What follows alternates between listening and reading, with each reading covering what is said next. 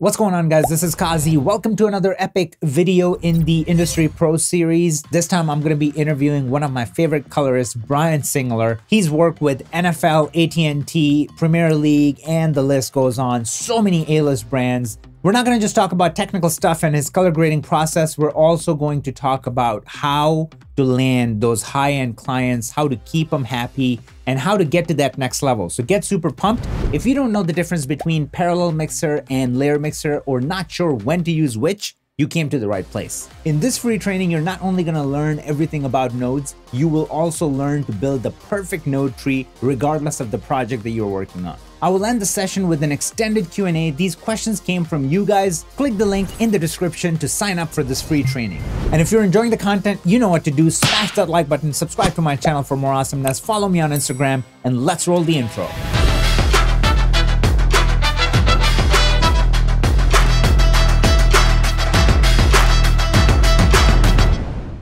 What's going on, Bryan? Hey, man, how are you? Nice to be on. Hell yeah, brother. Nice studio, man. Love it. Oh, yeah, I appreciate it. This is the home one, and we got the fancy one, for clients and stuff. So, yeah, rocking it.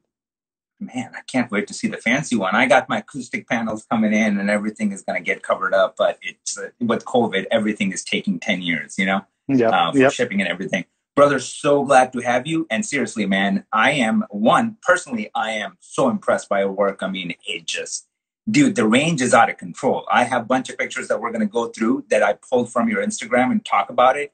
But Perfect. You got such a fan base, dude. Like, you got so many people that go crazy on my Facebook, for my paid members. Like, they drop in and they go crazy. Like, I'm getting. Are you serious? Dude, I'm getting messages on Facebook. I'm getting messages through YouTube. I'm getting messages here on Instagram. So, out of control, dude. So, all right.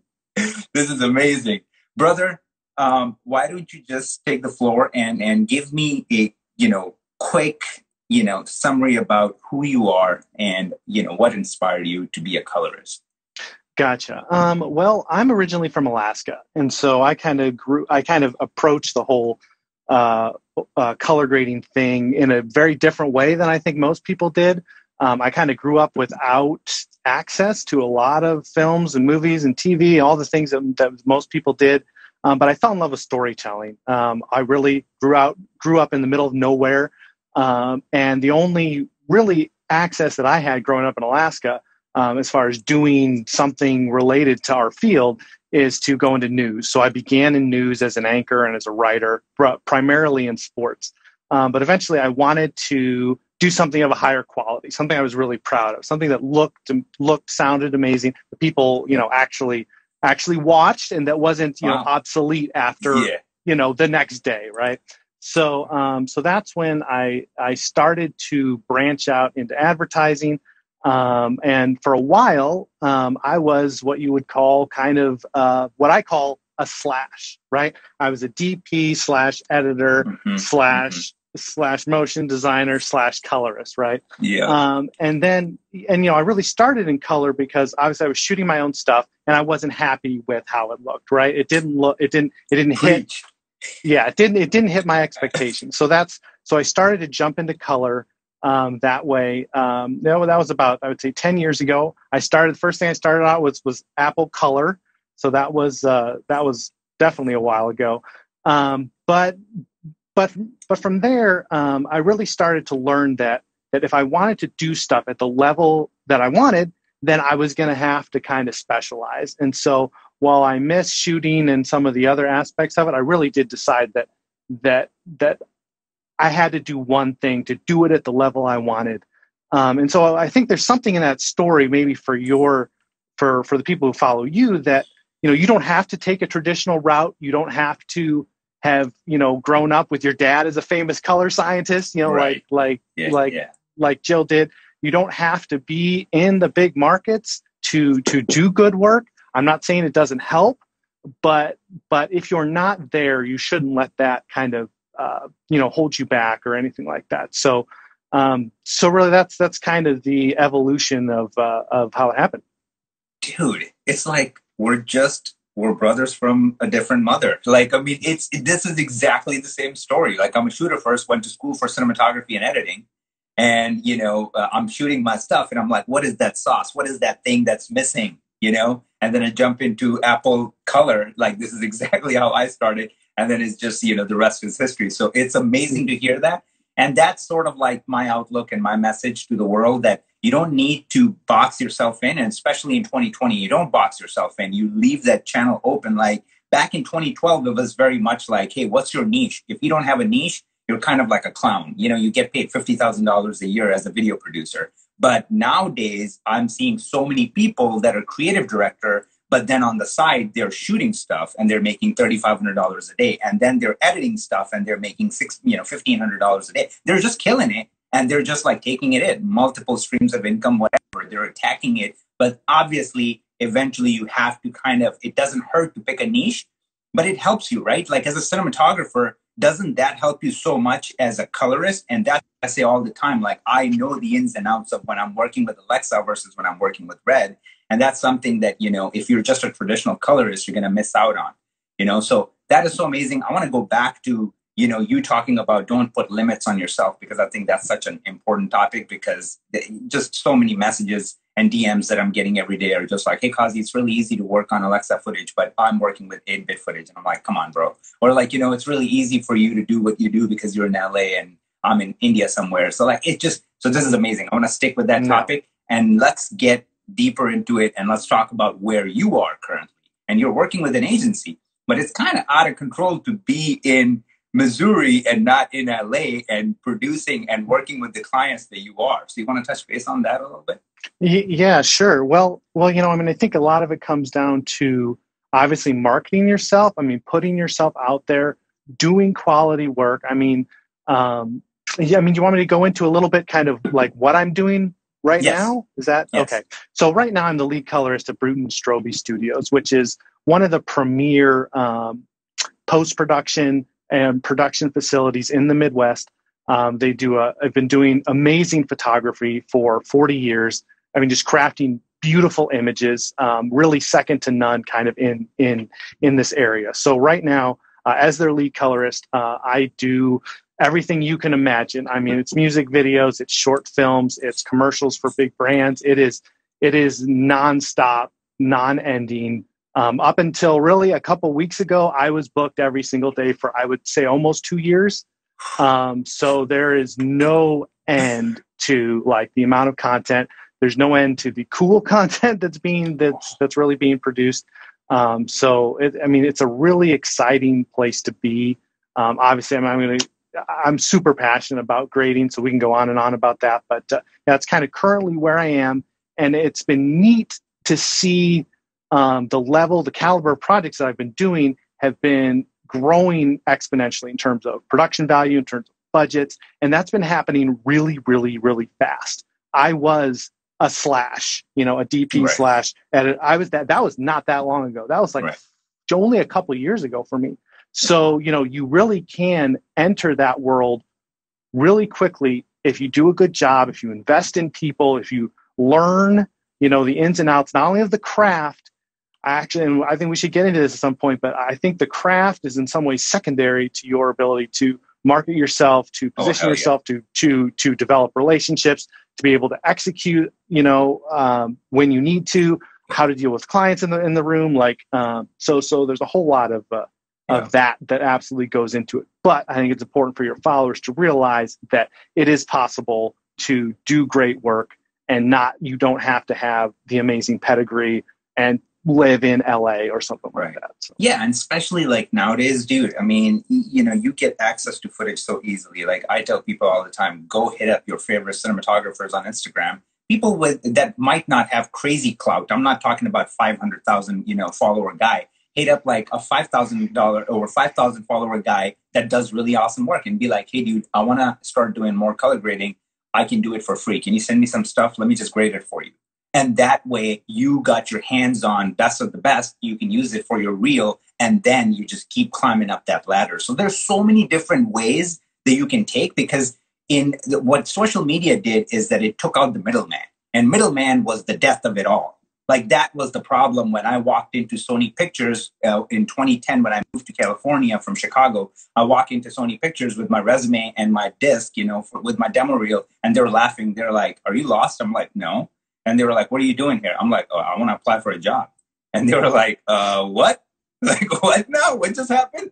So that, like, my future was determined by the person at the front desk, at the receptionist. You know what I mean? Like, I'm getting blocked there. And in this day and age, we can just reach out. "Hey, Brian, what's up, dude? Like, can we go live? Like, da-da-da-da, like, love your work, man. People are going to go nuts. Da-da. Next thing you know, we're doing it. We just made it happen. There is no middleman. There is no person sitting there going, well, Brian is busy for the next 17 years, like, but we can make something happen afterwards, So that's what I'm talking about. People need to really realize that this thing is just real. Like, social media is here. It's not going anywhere. People need to understand that. And the reason why I put so much emphasis on it, because last year today, I was still that guy who was like in the denial and saying that, man, I'm working on upper echelon jobs, blah, blah, blah. Like, social media is not all that. And this day, 1 year ago, I had 570 followers, literally, on Instagram. And from going from 570 to 144 and what it meant for my life and opportunities and everything, it's so exponential that I still think that it's a dream. So what I'm saying is that it's important, attack it, and it's an untapped market still, especially for a lot of professionals like us, because not a lot of people are presenting like how you're presenting yourself. Like, you heard from me that how crazy people are. Like, you have a cult, dude. People like worship you, and you're just going, what? Because the way you're presenting yourself. So yes, we will get into marketing because that's so exciting, and I want to hear it from you. And just like even you talking about it gets me excited, because I feel like so many people make that not even the secondary. It doesn't even exist. Before I even jump into it, I want to get a little, technical, or not even so technical, but just get into it. So what's the weapon of choice? Like, what are you guys using? Are you guys on Baselight, DaVinci Resolve? We're entirely in Resolve. I've been using Resolve since, I don't know, version 7 maybe. So it's been a while, but yeah, no, entirely in Resolve. I'd love to be in Baselight. There are definitely certain things that it has. Some of the texture tools and some of the other things that I know about it are awesome, but it is a significant investment. I'm hoping that happens one day in the future. But yeah, right now in Resolve and essentially on the tools that anybody can get, that all your followers can grab. But at the end of the day, really, it is about you as an artist, right? I mean, clients do not care about the tool. They care about the results. And so I think it's a pretty cool day and age that anybody can grab Resolve and, start to learn and do and climb the ladder. They're democratizing it. And that's one thing that I don't understand about Baselight, because what Baselight is doing is what Avid did back in the day, or what Flame did, back in the day. It's like, guys, that stuff just it's not cute anymore. Like, you can't sell me $150,000, plan like that comes with the hardware and software just because it doesn't crash. Well, I got a Mac Pro that doesn't crash. It just works. Like, it's a souped up Mac Pro, and I just turn it on in the morning and I work, and it's fine. So no, I don't want to pay $160,000 or $150,000 for a dedicated tool when I can just get away with this, and this does so much more. So I'm in the same boat as you. I wanted to get on Baselight. I called the people at Baselight and talked to them, and they were like, "Oh yeah, we start at our base plan is starting at $60,000, and you'll get this and you'll get that." And I'm like, "Wait, what now?" Like, I want to learn the tool. I want to see if it's even good enough for me first to even jump into it. Like, 99.9% of my clients are Resolve only,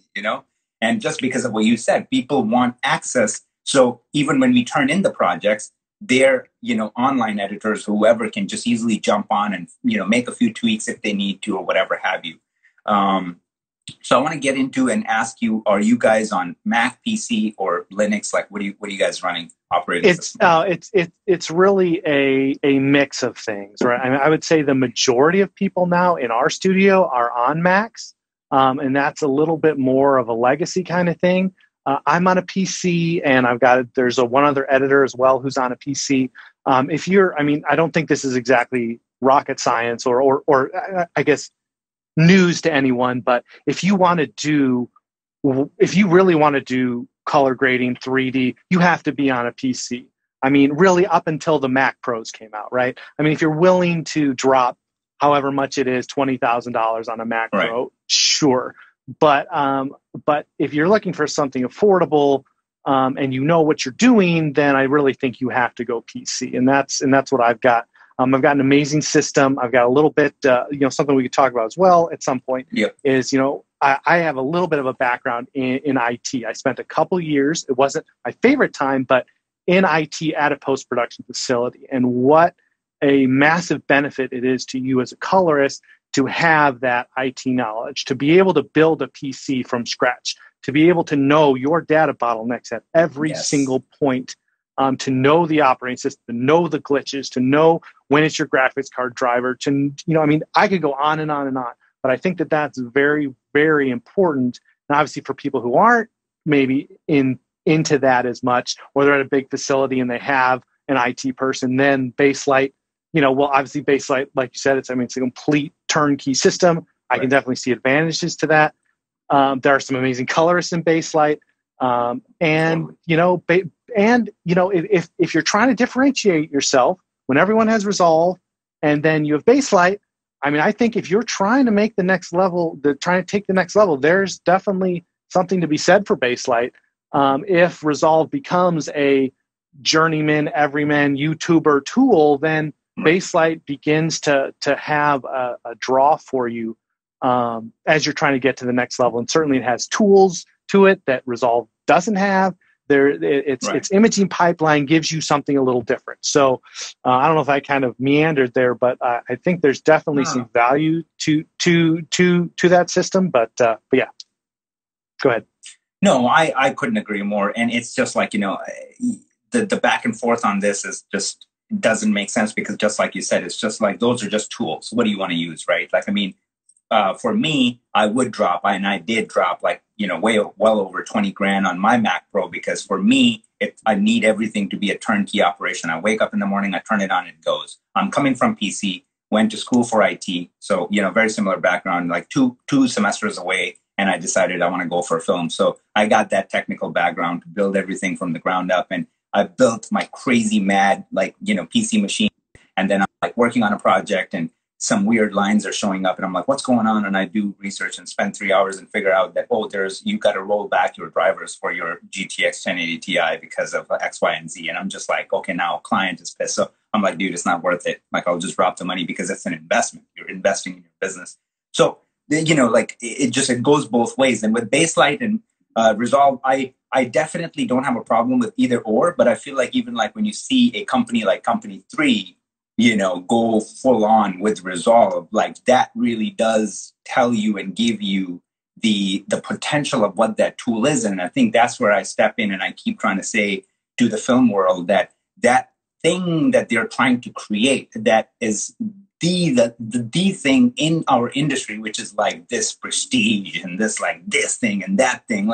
I feel like those idols need to be broken down. They just need to be crushed, because ultimately, if Resolve can be sold for free or $300, I promise you, Baselight can be sold for the same exact thing. It's when are they going to do it? Because Resolve used to cost thousands of dollars, So I feel like it's just going to be one of those things. Either Resolve is going to eat Baselight, and then Baselight will become part of Resolve, or Baselight need to figure something out. It's just one of those things that I feel like, yes, I understand that people are just if I really want to get to the next upper echelon level, I need to go to Baselight. But then Company 3 that might be charging $1,500 an hour, they're using Resolve. So I'm saying to audience and people that are listening that ultimately it's not going to come down to that. It's going to come down to when you go to Brian's page and you look at his stuff and you're like, my mind is just blown on every single image. How is he doing that? Well, he's doing it on a PC and he's doing it in Resolve. So that's your answer right there. He's making that magic. So ultimately it comes down to that.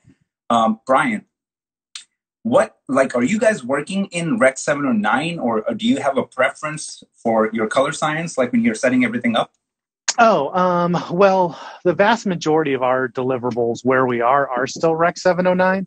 I have a feeling we're going to be going HDR very soon. I think we all know that's the future. Yeah. And I absolutely cannot wait. But obviously the investment is big, and given kind of the state of things right now, that kind of probably pushed our adoption of that back maybe a little bit. But as far as color management and how I set everything up, Well, I think it's really important to be versatile, right? So I can grade in any sort of a color management pipeline, and I have done them all.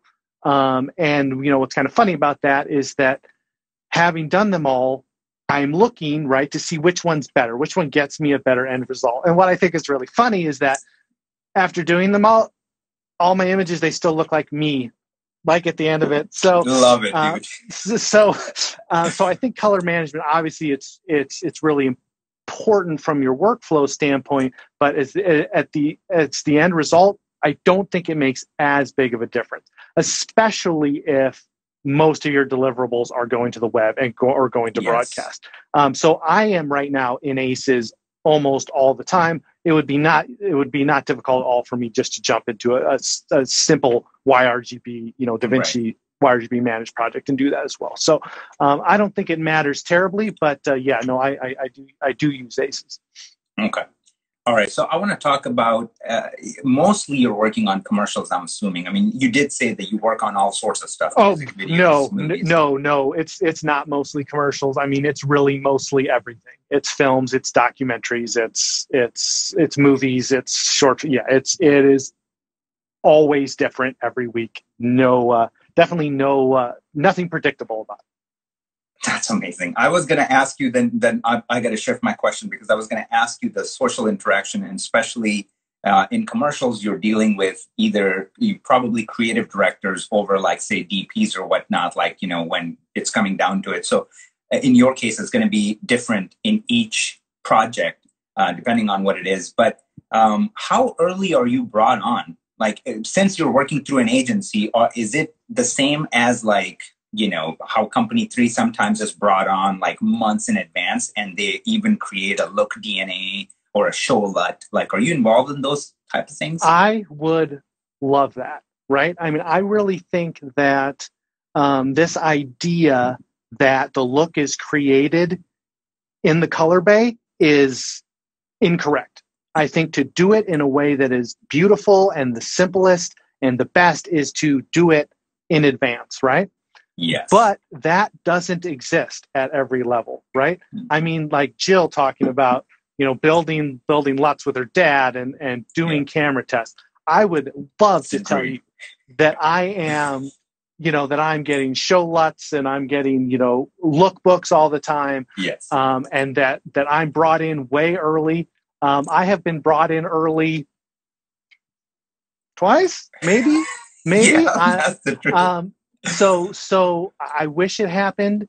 It doesn't necessarily happen all the time. I mean, markets are different too, right? Like, I mean, here in the St. Louis market, that sort of thing isn't going to happen very often.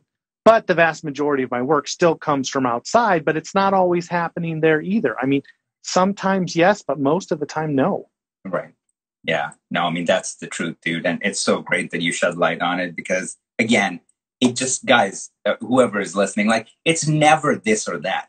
It's what he's saying. Like, it's always going to be, you're just going to feel it out and you're just going to run with it. Like, that's just what it is. Brian, let's get into it. I want to know, when you are on a project, are you looked at as like, oh my God, we're working with Brian. Brian, just give us what you want to give us, bro. Like, just do your thing. Or are you told what to do? Or do you have to kind of, like, what is that social politic? And let's talk about it, right? Like, I mean, like, every project is different, right? I work with... How long do we have? Oh, we have till... No, I'm joking. Exactly. It's really funny, because most of the time it's kind of like, Brian, what's your take on this? And I think that that's really important for your audience to understand, is how important their unique take is on it, right? The world doesn't need another Jill Bogdanovich, another Tom Poole, another you, another me. It needs them to be their own person, and to bring their own take to stuff.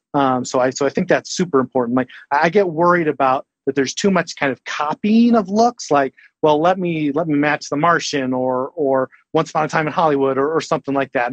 And the reality is, I have never been asked once ever to match a look. I've been brought stuff as influences, but I've never been directly asked Right. to match something. So, I mean, most of the time, they're bringing stuff to me and pretty much asking what's your vision, what's your take on it, and I really like that. And I was actually talking to someone about this the other day, and the thing that's really funny to me about that is people come to you for your vision, right? Right. And then they see your vision, and then they want you to go back to what they're used to and they're Yes. comfortable with, Yes. which is really funny, and it's really frustrating, and you kind of just have to go with it, and you make a lot of director's cuts, right? I mean, so that is kind of how it goes. Sometimes I'm given general direction.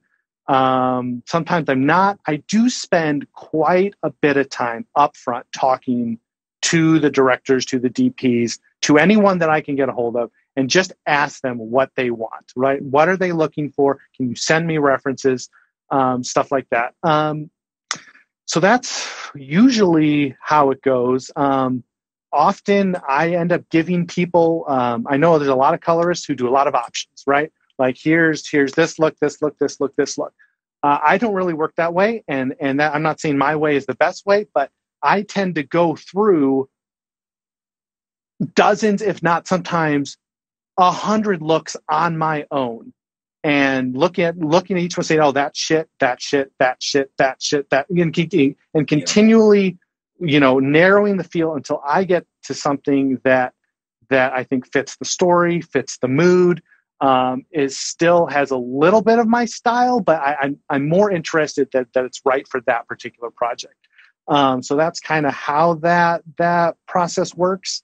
And then from there, it goes through, I mean, especially on the commercial side, as you know, the standard reviews and the changes and the back and forth and all that. That's very standard. So I think I really like your way of approaching it. And I think that's something that people should literally write down. That's a huge tip. And that is, what I hear from it is that you have a spine. You have confidence in your work. You are honest and true to what you're doing. So you're not taking shortcuts. You're putting in so much work beforehand. So when you do come up with that look DNA for that specific project that you're working on, you're sold on it. So then it's easy for you to send it through and have them to buy in and just go, okay, this is legit. And I think that speaks volumes compared to somebody that's sending in 14 looks and just going, "Hey, what do you guys think?" Like, I mean, there's a time and place for that. Yes, exactly. But Tyler Roth once said something that I really believe, and that is, people are coming to you for a reason, right? I mean, you need to have a voice. You need to have something to say, and you need to say it. You need to sell it. And I think as a colorist, that's really important. Now, at the same time, you also need to be flexible. When they say no, then you go a different direction, and you deal with it, and that simply happens. And then you do the very best job within the parameters that you're given. Right. And that happens quite a lot. And like I said, sometimes then you'll do a director's cut. Sometimes that will push you in a new direction that you didn't think of, and that does ultimately make the project better. So what's funny about it is that, yes, I do really try to hone in on a look that I think will work, but that look, I would hope, isn't coming from just me, right?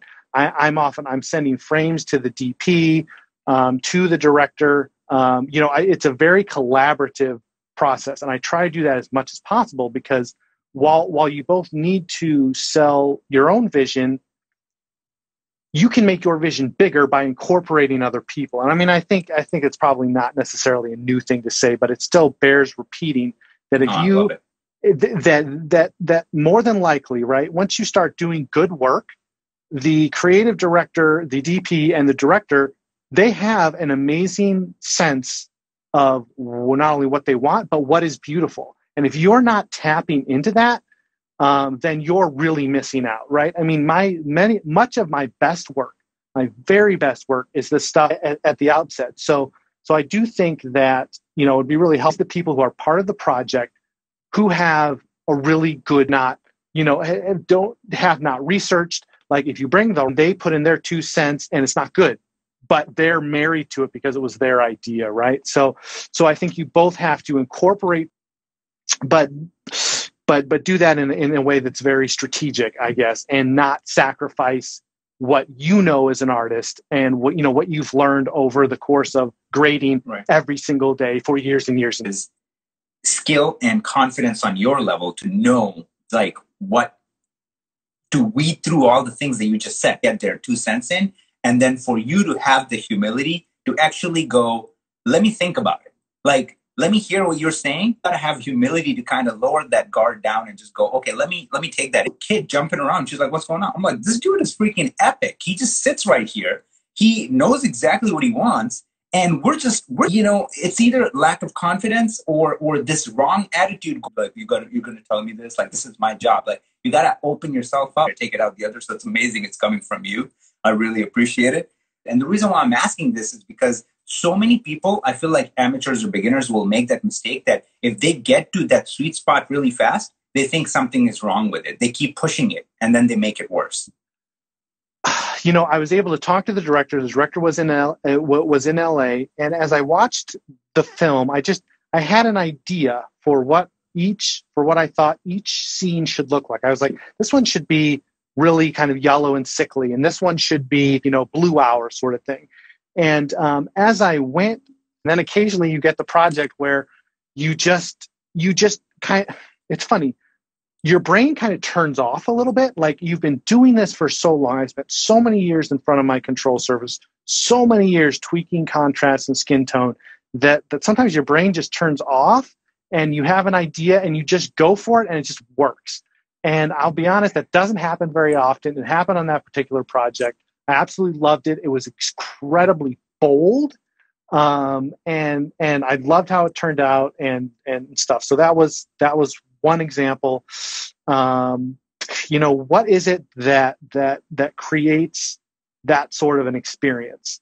And I think that's maybe the more important question. It's not my experience in that particular project, but why did that happen, right? That happened because I spent years and years only grading, right? And so I have this sort of this huge set of images in my head, this huge array of techniques, and I have been saturating myself with great work. That's all I look at. I look at the very best work. I don't bother with the rest of it.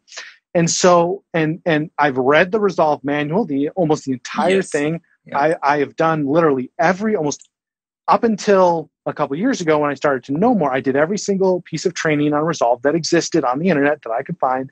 And so, you're saturated in technique, in knowledge, in what beautiful images are, and out of that comes something that you're proud of, that the director loves, and that is a success. So I think that's maybe the most important thing for your people to understand is that, just like an athlete, right? I spent the first long bit of my career, almost 10 years, covering athletes. And, I saw in that time, right, like we watch Simone Biles do something amazing, right? But what we didn't see is that she has worked since like the age of 4 or 6, right? 8 hours in the gym, day after day after day. And so I want your followers to not be discouraged when their looks don't come out the way they want to, because they can't give up. They have to put the time in. They have to sow the seeds, right? You have to sow it. Then you reap it, right? I mean, it takes a long time. You have to follow the whole process through. And then your work will get closer to the level that you want it to be at, right? I mean, if there's anything that I would want them to know, that's really the key. There is no overnight success. There's just working hard, and then you have the moment that it all blossoms, and that is a great moment, and it makes it worth it all the time, kind of before that. I don't know if that answered your question, but dude, that's something I believe in. While you're answering this question, I'm just thinking that I love you, dude. You're going through so many things. I mean, I love you and I hate you because you just answered 5 of my questions, and now I'm just like, what am I going to come up with? You just well, let's go through them anyway. I have learned, for example, in Resolve, I'm just going to pick something, right? How to pull a key. I've learned how to pull a key over and over and over and over again, not just in my own practice, but then through tutorials. So ask it again, and you'll probably get a little bit of a different answer, maybe a different nugget in there. But anyway. No, I'm getting there. That is one of the things that I want to talk about. People are asking, his skin tones are just always perfect. What is he doing? Like, is he doing a lot of keying, or is it less gamma gain? Okay. Oh, once again, how long do we have? We have 1 hour. So, I mean, it's going to end in like 12 minutes, I think. Is it? Okay. Well, then 22 minutes. No, my math is wrong. 22 minutes. Okay. Well, then I'll try to make the skin tone talk as fast as I can. Skin tones, I believe, are probably the most important thing that you can work on as a colorist, because in reality, we as a colorist look at a still frame and we think about everything else in the frame, right? But when the video is playing, people are only looking at the face, right? I mean, it comes down to basic human psychology. You look at people's eyes, right? You look at their facial expressions. So there's nothing more important. When it comes to looks, and I know that you've probably said this a million times, you can sell any look if the skin tones are correct, right? Mm-hmm. So you have to work really hard at that. That's where calibrated monitors come in. That's where calibration comes in, because I know that what I'm looking at on my DM250 right here, right, I know that it's accurate, right? So that's a big reason why calibration is important.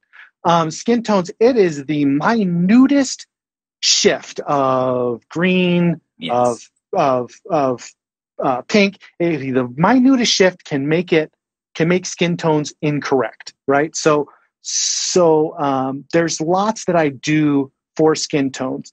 It really depends project to project, shot to shot, but I often grade my shots for skin tones, right? I forget about the rest of the shot and I grade it to get perfect skin tones. That's not always what I do, but often that's what I do. Sometimes if maybe the look is really heavy, I will grade it and I will completely not care about the skin tones. And so I will have a node tree developed to the look. Then I will literally turn all that off. I will put in a second layer of nodes and I will literally regrade the entire shot for nothing but skin tone. And then I'll use layer mixers and things like that to incorporate the real skin tone back into it. So, I mean, I could go on and on about this. I mean, there's many tricks to skin tones. I mean, layer nodes are obviously important. Knowing how to pull your keys to be able to get, really good keys on your skin tones that aren't grabbing their eyes, right, and their eyebrows or stuff in the background is really important. I think color compression is something that's really important in skin tones as well. For example, I was watching the Marvel movies a couple months ago, and I looked at Iron Man's skin and I said, you know what? There's zero hue variation in his skin, right? I mean, if human skin is this complicated mix of yellow, green, red, right? Marvel movies have taken it all out, right? So I was like, how do I do that? So I got the color compressor in Resolve. So color compression is an important thing in certain techniques, is to unify the hues. So there's only really one hue, right? Yeah. But that also doesn't necessarily feel organic. So that's not always the right way to approach skin tones. Sometimes you don't need that. Sometimes it needs to look more natural. Sometimes it needs to look more stylized. I mean, sometimes they need to look like a zombie. It's all dependent on the project. But yes, skin tones are incredibly important. I think for your followers to examine or to learn about how do retouchers tackle portraits, right? I think that's very important. I was an amateur, very amateur photographer, but I learned a lot about people's skins and about sharpening eyes and paying attention to every little bit. So, like for example, the image you've got pulled up right there. I mean, I've got like 20 plus nodes on that bottom image, right? Where I've split out everything. I've split out her eyes from her pupils, from her corneas to her eyebrows to her hair. I've sharpened her hair. I've color compressed her skin tone. I've grabbed the speculars in her skin and I've popped those separately from the rest of it. So I can't think of anything that's much more important than skin tones. Oh, I hope that didn't take too long. I could go on. No, dude, that's amazing, because this is the thing. It's like I get so much heat by some of these oldies that are more like technical people than colorists, and they lose their ish. They see my grade and they go, because I'm coming from commercial world. I mostly do commercials, sometimes music videos, but I don't do a lot of features or shorts. So like, I'm not into like, oh, the show light was created and then I just had another note and this is how like everything was perfect. The DP lit it perfectly. So in the commercial world, sometimes that's appropriate though. Sometimes that is all. 100. Sometimes 2 nodes and you're done. That is absolutely appropriate.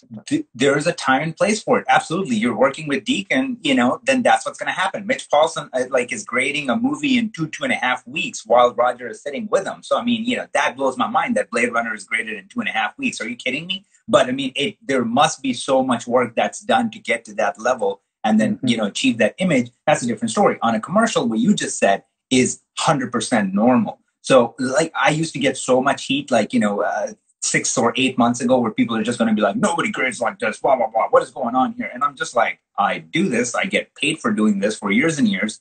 You have to isolate each thing. And then we talked to Eric Whip. The guy, in the right project though, right? So the project that you have right up there is a 15-second spot that I probably took, well, there was multiple 15-second spots, but I probably took 12 hours on it, right? Right, exactly. But when I did 3022, I pulled skin tones and did my layer node thing on like a handful of shots because I can't do it, right? So it's not always, it's not, on those shots that you pulled up right there, I did not specifically extract their skin tones. There was not enough time. I've got 1,600 shots. I've got 200 VFX shots in that movie.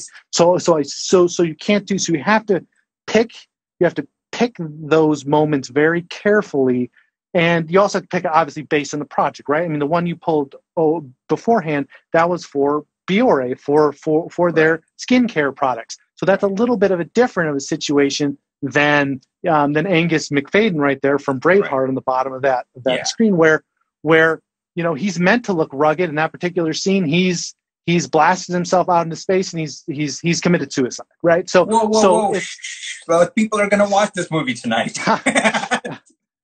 but my point is that approach, you've got to really be careful on that approach, because you have to be grading for a long time to know when you can do that, when you can separate it and when you can't. Yes. And most of the time, honestly, you can't. You're booked every single day. Yes. If I take that long on a specific shot, I will be 3 hours. I will get home 3 hours late that night. I will get 3 hours less sleep, and I will come to the studio the next day, and I will not have enough energy and enough time to finish the rest of the project. So that's where I think experience really exactly. And the moral of the story here is that there will never in the life of a colorist will be one size fits all. That just does not happen. You're going to work on one commercial that will require 3 nodes. You're going to work on another commercial and one shot will require 23 nodes and the next shot will require 4 nodes. So it just always is going to be that. People need to open up their minds. That's just the way it is. I've worked on campaigns, for Nissan and big companies where they have 4 different cameras, 5 different cameras. So it's not always going to be like, hey, if you're working on big budget stuff, it's always going to be Alexa, and that's the way it is. So you have to learn how to work with 10-bit, 8-bit image, from DJI, and you're getting that chatter, how do you get rid of that, and Moire and things like that. So you have to open yourself up to all of those. But then people who think that it's a cakewalk to work with Alexa and Red, that's not true, because you will be surprised how much experience you need to know how much you can push these images. When you're working with 12-bit and 16-bit images, the amount of push and abuse they can take, you even have to develop a skill to do that as well. Because so many people I see that just have the money and they have Alexas and they're doing a Rex 709 look and they don't know how far they can push it. And then they learn how far they can push that image compared to their A6500 or A7S II. and then they go, oh my God, my brain is blown. So, it's never going to be one size fits all. And what he's saying, like every project, every shot is going to be different. I want to pull up another image and talk about it. And this is so amazing that you said that. First of all, I encourage everybody to watch 3022, right? On Netflix. Mm-hmm, correct. So everybody watch that. I'm going to be watching it actually tonight. Dude, got a brand new 77 OLED CX and never got a chance to turn it on. Never even got a chance to turn it on. So probably that's going to be the first movie I'm super stoked to watch. Well, unfortunately, it was not done in Dolby Vision. And unfortunately, they didn't even... I killed myself to give them a 4K deliverable. And they didn't. They gave a 1080 deliverable. Yes, you can't control certain things. That's one of the more frustrating things about being a colorist is that you can't always control. Once it leaves your hands, what's going to happen. I got scars here, dude. Like I worked on this music video. Now it's sitting at 50 million, and it's an amazing music video. But the conversion from Resolve, like how I delivered 444 XQ. To what happened in Premiere Pro, and when I saw the music video, I was just like, that just happened to me. Just happened to me on a beautiful video. I'm like, that is not what I gave you. What did you do? And so obviously you reach a point where you begin to, obviously I know the pipeline really well. You know the pipeline. Right. Follow up, right? Follow up right. with everybody. Follow up with the label. Somebody from the label is posted who doesn't know, and so it's God. Like, I do, if it's like a lower budget project, I try to follow it through all the way to the end because it only takes, you only have to pinch a hose at one point along along its length to ruin everything. So, yeah, I feel your pain there. You've done everything, right? Editing, cinematography, so you know all those steps too. Editing is the same way because I'm a local 700 editor and I edit a lot, but it breaks my heart so many times because I'm a crazy dude when it comes to sound design. I go in, like I'm just like, I got like 27 notes or layers, but I'm not one of those guys that just have like 80 video layers and 80 audio layers. Like everything has a purpose and it's like organized. I'm super OCD. So like I sound design the F out of my projects. Then it goes for mix. And this one client that I work with that I'm not going to mention their name, dude,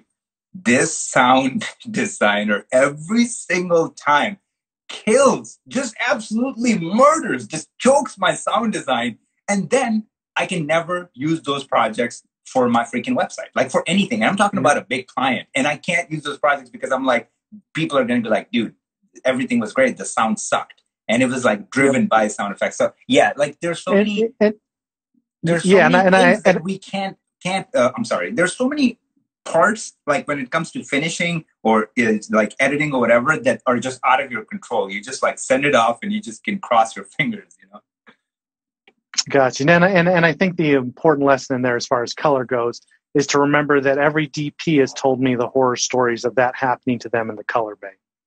Yes. So where they shot something beautiful and then the colorist ruined it. So, that's the whole thing I wanted to talk about at some point was for your followers to realize what they're holding in their hands when they, when they have somebody's project. They're carrying the work of that DP. That could be a shot or a project that talent needs to further their career. That's the success of the end company. That's whether that company still works with the agency. You're holding so many, you're holding so many people's futures, their hopes, their dreams, in your project, and you have control over whether you're gonna screw that up or whether you're gonna make them look better and come back to you again and again and again. And so I think that's something really really important that people need to remember.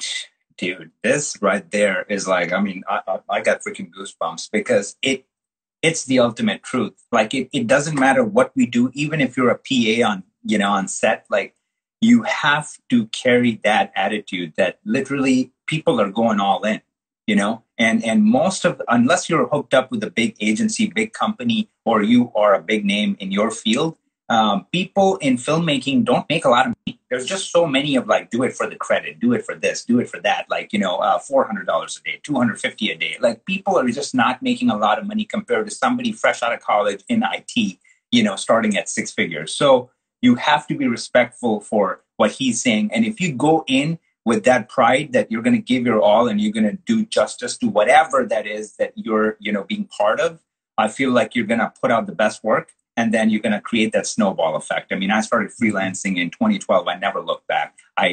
This is my office for life. And even when I'm working on, unless it's a super crazy client and for security purposes, they want me to come in and work from their office, it just, everybody knows that just send me the stuff. I'm good here. I got 1 gig down, 1 gig up. I'm going to be sending you 40 gig files in 8 minutes, 10 minutes. We're good. It's better than you stepping from your office and walking into mine. It's faster than that. We can just transfer that data. We'll be good. So it's if you just take pride in your work and go all in and have that empathy, what, Brian is talking about, it changes everything, brother.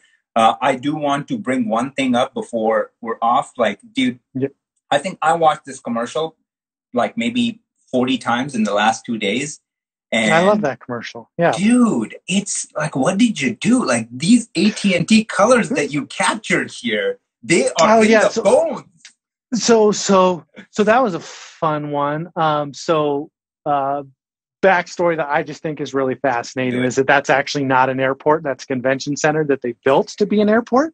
So you have to give a massive amount of credit to the people involved for obviously giving you great images. And that's something that I think is important for your audience to realize is that the most difficult part about being a colorist is at the beginning. When you're working with the worst images, you're working with the most difficult people. The quality of the footage is right. And the quality of the storytelling is, but once things get better, once if you can hang in and keep growing and you'll get to a point where you'll get projects like this, and it's much easier. Now, I did a massive amount of work on this particular project. So on these images, the one thing that I did was kind of exactly what I talked about.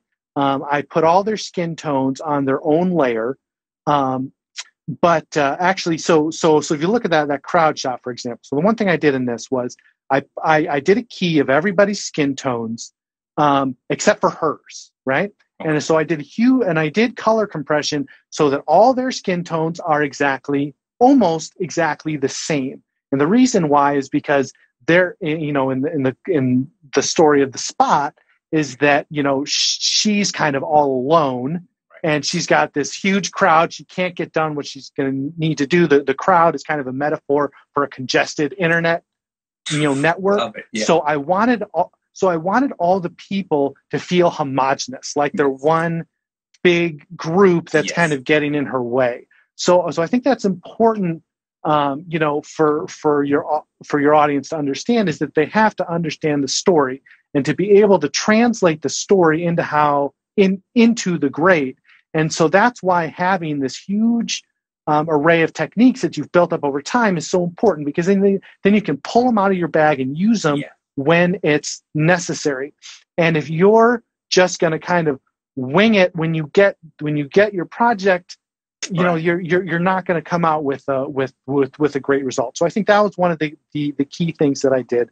Separating their skin tones, layering them back over the top of the original grade, and then just pushing, obviously pushing the undertones, grabbing the neutrals, pushing them into the AT&T color palette, and then I shot matched that one to death. Right, that's not something that's necessarily the funnest part, but it's really important to go back and forth over every shot, over and over again. The highlights have a little bit more pink in this one, a little more green in this one, going back and forth, and then split screening them all and comparing, doing every comparison tool that you have. Once again, going back to why you need to know your software really well, right? I mean, I know every comparison tool in Resolve, and I know how to get to it immediately, so I can do it really fast, because I had wonderful agency people sitting there right with me the whole time.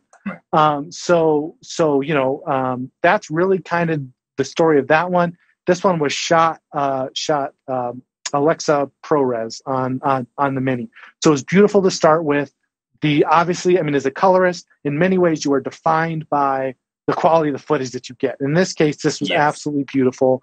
And I think I was able to take it up a notch. I did lots of beauty work on her. Once again, that goes into why being a diverse colorist is so important, and why I talked about I do music videos, I do fashion, sports, blah blah blah, right? Because you pull, the more you do, the more you can pull techniques from different genres and bring them in, right? So the fashion work that I've done, I'm able to take all that and I'm able to put that onto her, her close up and stuff like that. So that's why I think as a colorist, you need to do a diverse range of stuff.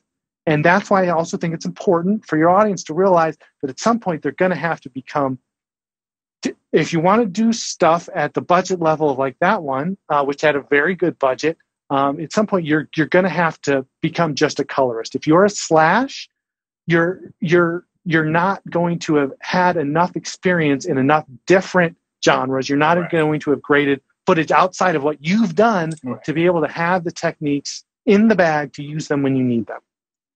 Brother, I mean, oh my God, dude. There was some carpet bombing of just value bombs left and right on this live. Thank you so much for taking the time. Like, genuinely, dude. Just, I mean, I can't wait to see all the DMs that I'm going to get. It is incredible. Guys, I pinned his page. It's super simple. Brian Singler, one word. Give him all the follows. I mean, this guy deserves it more than anyone else. Brother, thank you so much for joining us. Do you have any last parting words? Do you have just maybe one advice, just something to just blow them away even more? Well, I mean, I think it kind of goes back to something that you said at the very beginning, which is reaching out to DPs and cinematographers, right? To grow as a colorist, you have to grade all the time, right? All the time. And that means you have to have a steady stream of work coming in, and you do that by building relationships. And so if there's anything that your followers need to understand, is that they need to work as much on getting the content as they do on what they're doing with the content once they have it. Your skills at spinning the wheels are only one part of it. If you don't have anything good to grade, it doesn't matter, right? So who you are as a person, how you develop relationships that last over a long period of time. Exactly what you said, going to DPs and saying, hey, did you have a commercial that somebody graded and they didn't do a good job? Can I redo it? Can I do your show reel? Go to a post-production company and say, hey, I just want to learn. Can you just give me some practice footage? Like do anything you can to get as much practice as possible, because that's the only way you're going to get better. So you've got to work as much on your relationships, as much on sheer quantity, right? I mean, how did Michael Jordan get as good as he was, right? How much practice, right? His practice is legendary, and the number of reps is legendary. How many times did he shoot his fadeaway, right? I mean, I think he practiced this fadeaway on thousands and thousands of times, and there's a direct correlation between to your followers that you're going to have to grade a whole lot of shots. And you know what? If your project doesn't turn out the way you like it, then it's not worth beating yourself up about it. It's not worth maybe even going back to it, but going to the next project and going and going and going and going, building over time. It's kind of like building a card castle, right? You build a card castle one card at a time, and you don't quit before it's only halfway built, right? And you've got to keep adding, right? So every project is another one. There's another new technique. Every shot is like a snowflake, right? It is completely different, completely unique. And you need to have in your mind a database of thousands of shots that you've graded, and you've approached each one in a slightly different way. So that way, when the pressure is on, you have no time, agency is behind you, expecting something, that you're able to pull from that and get what you need. And the only way you can do that is by doing it over and over and over again. And I think people are kind of expecting that they can grade every once in a while, and they're going to get something amazing, right? And it just doesn't work that way. It's like well, what's that famous quote from Aristotle? Excellence is therefore not an act but a habit, right? Yes. All of my work is now at a certain level. It's not where I want it to be, but it's all at a certain level. You're not training for a peak moment. Yes. as a colorist. You're not like waiting for the moment someone drops the feature and then it's going to be amazing, right? It just doesn't work like that. So I would just encourage people to really value quantity. Yes, quality is important, but quantity is as important, and speed. I'll end on that. Most people don't realize how important speed is. We didn't address that today. We address it another time. But if you are not fast, you will not make it. And so anything you can do to improve your speed, whether it's literally practicing on your control surface. I made a whole list of shortcuts in Resolve. I put them on a spreadsheet, and I had my 6-year-old drill me on them. I would be like, randomly tell me how to do, a split screen your gallery view. And I was like, well, what's the key combination? And so I had her drill me on that, right? So anything you can do to build your speed as a colorist is going to be so important, because even if you have a whole day to do a 15-second spot, you need to get the base grade done as fast as you can. Yes. so then you can do the 27 windows on her face, right? But if it takes you too long to get the base grade, then you can't go to the next level. So I guess those would be the couple things I'd leave everyone with. Build your speed and build your quantity. Dude, I mean, I'm speechless. Love you, brother. All right. Absolutely. Hey, let's do this again sometime. We have to. Thank you for joining. All right. You got it, man. Hopefully this was a blast, because Brian is so generous with his information. He does not hold anything back. And guys, do not forget to watch the free training, everything that you need to know about nodes inside DaVinci Resolve. Absolutely free. Link is down below. And on that note, I will see you guys in the next video.